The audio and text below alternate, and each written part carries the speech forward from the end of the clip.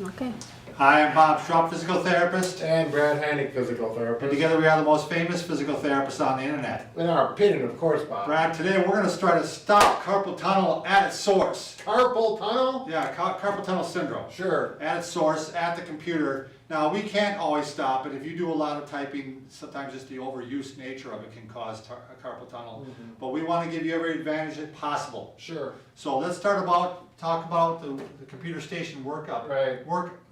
Workstation. Workstation. Bob. Setup, that's what I wanted to say.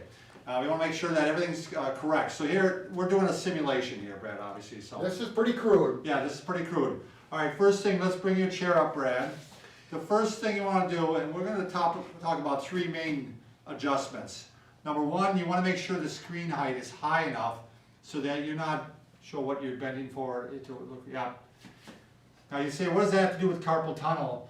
The nerves, the median nerve comes out of the neck and comes down through the front part of the shoulder here. And when you slouch like this, you're actually getting some pressure on the median nerve, which is the nerve that gives you trouble with carpal tunnel. So if you get pressure on the nerve up here, it's already sensitive and it's going to get additional pressure down here. So Right. it's a long way of saying we need to raise the screen. Right. A lot of people think carpal tunnel is from the wrist only, but that nerve comes all the way from here and it can be pinched up here, here, or in here. Exactly. And everyone thinks Or both. Yeah. Right. So, okay. So an adjustment here. Now you can do this at home. I do it with just books. I take some books that I no longer read, some heavy, thick ones. People read books yet, don't they, Brad? Oh yeah. Yeah, and now look, magically, now it's almost nearly the top of his head, so now he's going to sit up nice and straight when he's looking at the screen. So the screen is in front of your eyes instead of down, pulling you forward. And when you adjust this, you got to make sure that you're in good posture, because if you're sitting like this with poor posture and you adjust it for that, so make sure you're aware of where you are. All right, the second adjustment you're going to make is on the keyboard.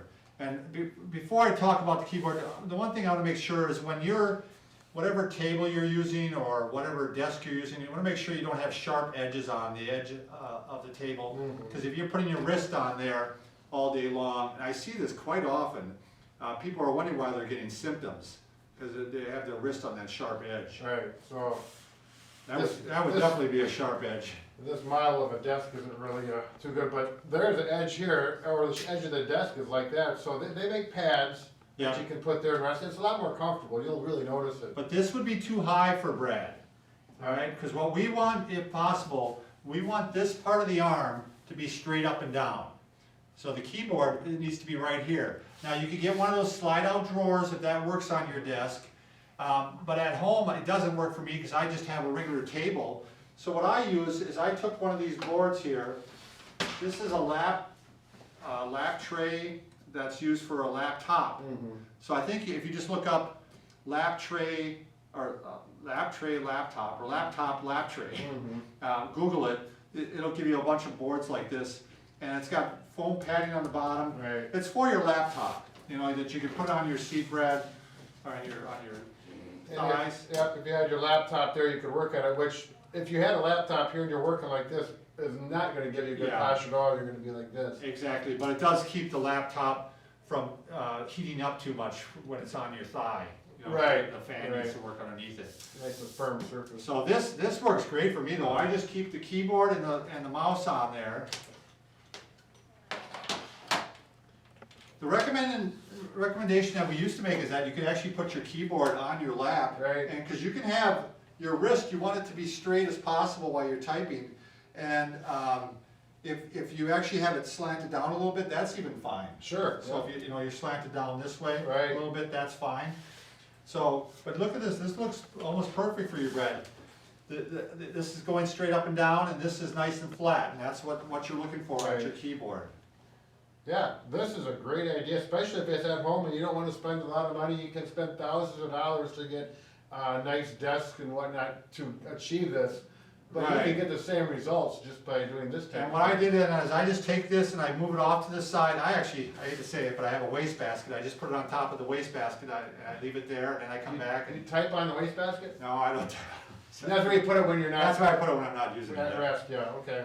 All right, the final adjustment that you want to make sure is just make sure you have a good solid back chair, Brad. Because if you're got one of those chairs that kind of wiggles back and forth, Yeah. or doesn't have the solid protection, you're gonna start slumping. You Mhm. wanna show a slump, Brad. Right, And again, when you slump, that starts putting more pressure on the nerve here, believe it or not. So, all right. Posture. So those are the 3 adjustments you can make to your workstation. In addition to that, we're gonna recommend the breaks like they always talk about, the stretches, right, Brad? Yep. Yeah, you can do the wrist stretch like this, okay? You can do the neck stretch, where you do the chin tucks in like this, yeah, okay? And you can do some shoulder circles like this, just to keep these muscles relaxed.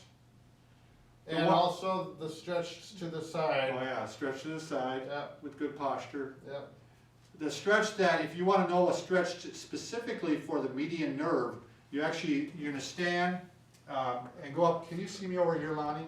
I'm actually gonna put my hand right where it says watch your step. I'm gonna put my palm against the wall like this. Okay, and then you can even stretch it a little more by going this way. That really stretches that median Right. nerve. So keeping the hand straight out. You don't have to have a sign that says watch your step on Yeah. the wall though. That's not needed.